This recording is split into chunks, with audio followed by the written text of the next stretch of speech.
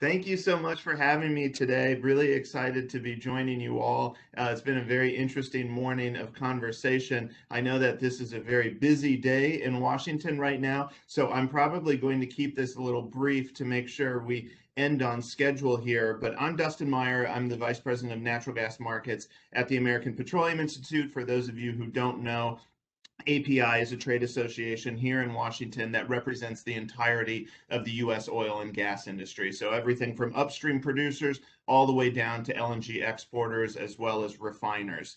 We have over 600 members. My job is really to work with a lot of stakeholders to make sure that they understand the value proposition of U.S. natural gas, not just at home, but also abroad. So there's increasingly a very big global component to our work, which is really exciting. As Sheila had noted, this is an opportune time to be having this sort of conversation because it is very dynamic right now. We're at such a critical time. And the way that I kind of see it is right now, the market dynamics, the current prices that we're seeing, in many ways, these are a reminder to all of us of just how important it is to have a steady, reliable, and affordable source of energy. Yet simultaneously, especially going into the COP26 proceedings of next week, it's also apparent that the need for climate action has also never been clearer. And so I'm going to walk through our view on kind of both of these issues, trying to be as brief as possible. And let's start with the markets, especially natural gas markets. What we're seeing right now is really quite unprecedented. We're seeing record prices all around the world. This is especially true in Europe and in Asia. You may remember last summer, during the depths of the pandemic, natural gas prices around the world were the opposite. They were at record low. They were almost lower than Henry Hub prices here in the United States, less than $2 per MMBTU. Right now, they're north of $30 per MMBTU. This is the equivalent of about $200 per barrel oil. So the consequences of this, the implications, are very significant. It's important, among other things, to remember that the United States is also seeing much higher gas prices compared to the 5-year average, but they're still far, far below what we're seeing in global markets. And what's causing this in global markets is a number of things. It's a real confluence of factors, including coming out of the pandemic, that has squeezed these prices into these unprecedented zones, which is particularly scary given that it's only October. You know, October is usually when demand is a little softest. Meeting demand at this time should be relatively easy. Going into peak demand winter with prices already at this level is really scary indeed. So what is causing this? The way that I think about this is I really like to start in Asia, especially in China. For the last several years, China has been by far the largest source of gas demand growth around the world, and this year is no different. If you look at the data through the first half of the year, through the first several months, Chinese gas demand is up almost 20% year on year, which is really quite stunning.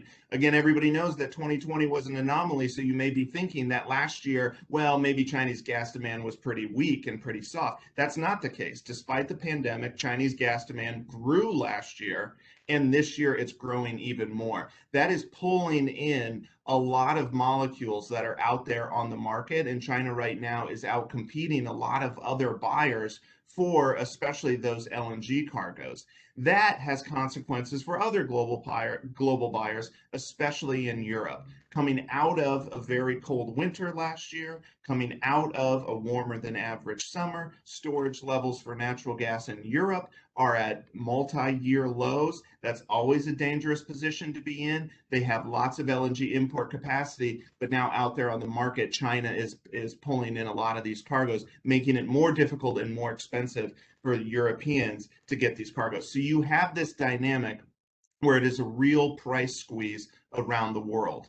Looking at the United States, what role does the United States play in this? Well, again, the United States remains by far the world's largest producer of natural gas. We're also now the world's third largest LNG exporter. So we are sending cargoes and molecules out there to try to alleviate these gas shortages. And you can think about the consequences if US gas, if US LNG wasn't out there on global markets. The world is sending a very clear and strong message that it needs more gas, not less. And it's very fortunate that the U.S. is there as such a reliable supplier of this natural gas. Now, to be sure, as I had mentioned at the top, natural gas prices here in the United States have increased. Last year they were at record lows. There really was a pandemic impact on gas demand in the United States. Henry Hub prices were around $1.50 per MMBTU, very, very low prices. This year they're significantly higher. I think right now they're in between $5.50 and $6. You compare that to a 10-year average for this time of year of about $3.50. So it's significantly higher. And consumers will start to feel that in some of their utility bills, in some of their power bills going forward. But still, that is a far cry from where the rest of the world is. $5, $6 per MMBTU compared to $35 per MMBTU. That's a big difference. And that's in many ways indicative of how important it is that the United States has become such a massive producer of natural gas. Again, the world's largest producer of natural gas. All of you will probably remember that it wasn't that long ago when the United States was projected to indeed be the world's largest importer of natural gas. Shale revolution changed everything, and that is evidence of just how important it is to control your own destiny and make sure that, as opposed to being on the end of the pipeline, you really control your production. So I think that's a very critical reminder as we move into the next topic here, which is the policy considerations. And a very common question that we get a lot these days is, you look what's happening with global natural gas markets and even with U.S. gas markets. And the question is, well, does policy have anything to do with this? Is policy causing this, especially climate-focused policy or renewable energy-focused policy? And I think that that's a difficult question to answer. I think at the very least, the answer is different in every region of the world. In China, which is, again, such a large driver of natural gas demand growth, they clearly have a lot of incentives and policies designed on boosting gas demand growth, especially as a means to reduce emissions, which is a wonderful thing. But that is pulling a lot of molecules into that market. Similarly in Europe, there have been a lot of plant closures in the power sector over the last decade, thermal plants that haven't really been replaced with other dispatchable resources. They've also closed down a couple of key gas storage facilities, which leaves them a little more exposed. And last but not least, European domestic production has decreased significantly over the last 5 years or so, which makes them more reliant on imports. Here in the United States, I think it's also difficult to really tie the current dynamics directly to specific policies. There are states and regions, famously New York, New England, always every winter faces, some very high natural gas prices because of the limited amount of infrastructure that connects the producing regions with those demand regions. That's a long-standing problem that we continue to view as very concerning, and that's just the reality of the New England and New York markets. California has a little bit of that as well, but really, in terms of policy, this is a reminder, especially as we head into COP, as we look at the efforts to pass many of the components of the reconciliation package, the Build Back Better Act. What we focus on in terms of what our primary priority policies are, as well as our policy concerns are, first, we think that what we get concerned about are policies that directly focus on punitive measures impacting only the oil and gas industry. Effectively, policies that unnecessarily make it more difficult or more expensive to produce natural gas or oil here in the United States. We think that that has a propensity to make prices higher for consumers and drive that production elsewhere. Again, it is very, very important to the United States that we remain such a large producer of these resources. We believe that we do it cleaner and better than anywhere in the world, and we think that our policy should reflect that. But we also recognize that climate change is a very real risk, and we need policy that addresses these risks and reduces emissions. So from the industry's perspective, what do we want? Beyond of what we oppose, what do we actually want? What is our perspective on the best way to address the risks of climate change? And API, insofar as we represent a unified voice of the industry, earlier this year, back in the early spring, we released what we call our climate action framework. And that is our perspective on what the industry can do to help reduce emissions and get the United States and the world on a trajectory that's consistent with the targets in the Paris Climate Accord. To begin with, what's included in this climate action framework? To begin with, we were very supportive of the Biden administration rejoining the Paris Climate Accord soon after his inauguration back in January, but it goes much deeper than that. And the way that we think of it, our climate action framework, our policy priorities that we would like to see are really structured around 4 pillars. And it starts with our full, strong support for an economy-wide price on carbon. We believe that this is by far the most impactful and effective way to reduce emissions at the lowest in the lowest cost to consumers. So that is something that we continue to advocate very strongly for. We're of course a little disappointed that it hasn't had much of a conversation in terms of the reconciliation negotiations. We think that would have been a very useful component to add, but it doesn't appear that that's taken off. But still, our industry strongly supports an economy-wide price on carbon. We also recognize the risks associated with methane emissions, and for that reason, the industry strongly supports the direct regulation of methane from both new and existing resources by the EPA. The EPA is working on a proposal right now. I expect that it will be released imminently, and that's something that we really support. We have no doubt, we haven't seen the details, but we have no doubt that the resulting regime will be one of the most robust methane regulation regimes anywhere in the world, and we think that that is a good thing for the United States to be out there and fill that space. So the direct regulation of methane is very important. Number 3, we support incentives for a number of new technologies. Among those, we would include carbon capture, utilization, and storage, hydrogen of both types, renewable natural gas or biogas, and differentiated natural gas or responsibly sourced natural gas, which is a means by which you produce natural gas using certain criteria and it gets deemed responsibly sourced natural gas and can be sold for a premium. We think that these are really, really important technologies that the industry is uniquely well positioned to play a role in building out, in investing in them, and expanding them. But we support, from the government side, we support policies that are directly associated with incentivizing those developments.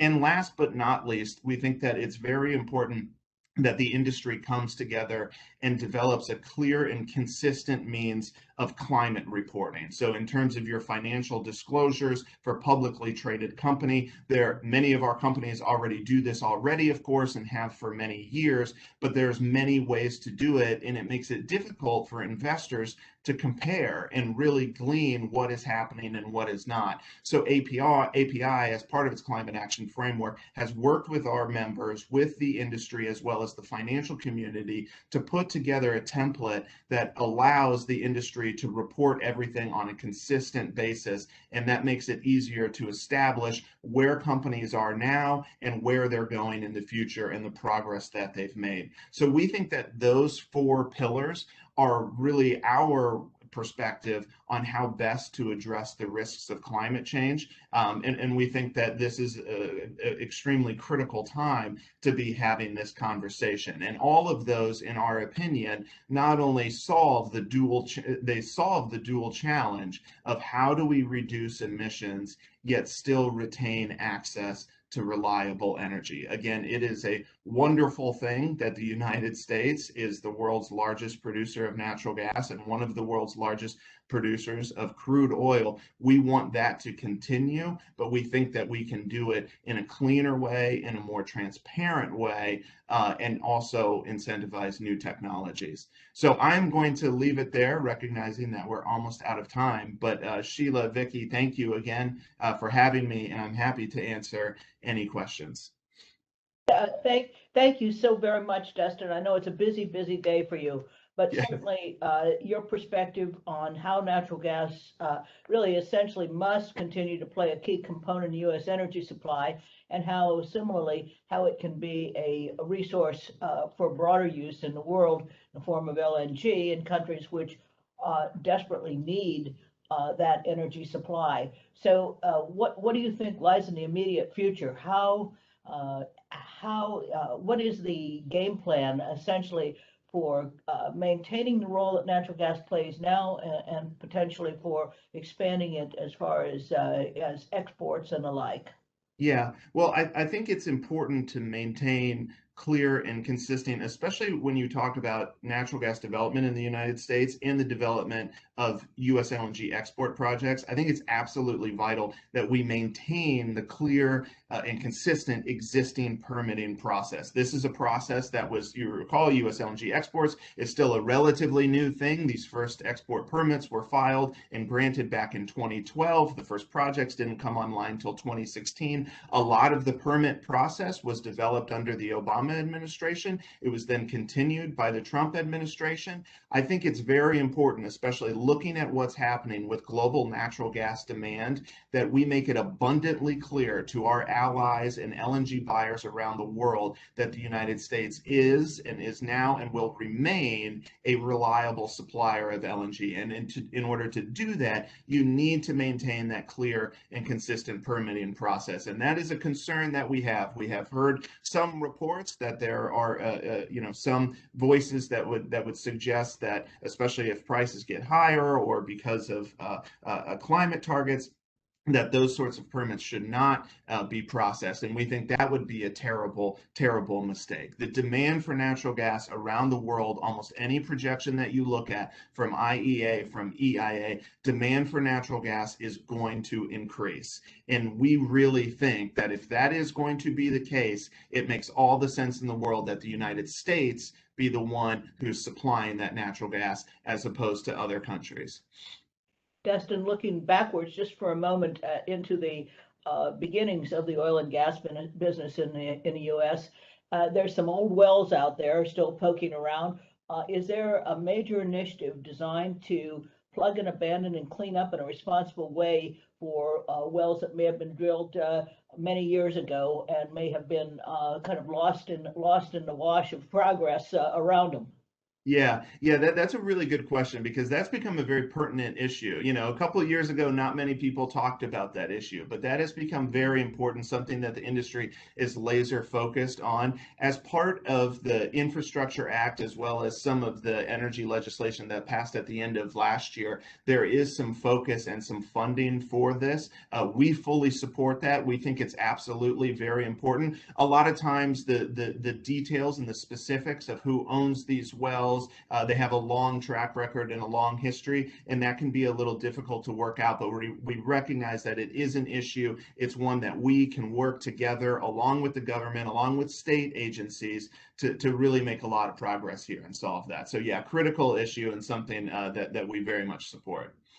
Thank you so much, Dustin. Thank you for being with us today at this extraordinarily demanding time in history, particularly for the energy business. Thank you to our wonderful audience and for sticking with us. And thank you for all the speakers, the contributions that they made, answering some difficult questions in a time when the seas are rough all over Washington and beyond. It's been a delight and a privilege to have you all with us today. Vicki, do you want to close out the? Well, thank you, Sheila. I too want to thank all of our speakers. And to everyone who's attended today. As we know, this is truly one of USEA's most informative events, and it's definitely easy to see why. You had an excellent panel as well, Sheila. So thank you, Dustin. Good to see you. Thank you for being with us, and have a good day, everyone. And good luck, everybody. Yes, good luck. Thank you all. Take care. Bye-bye.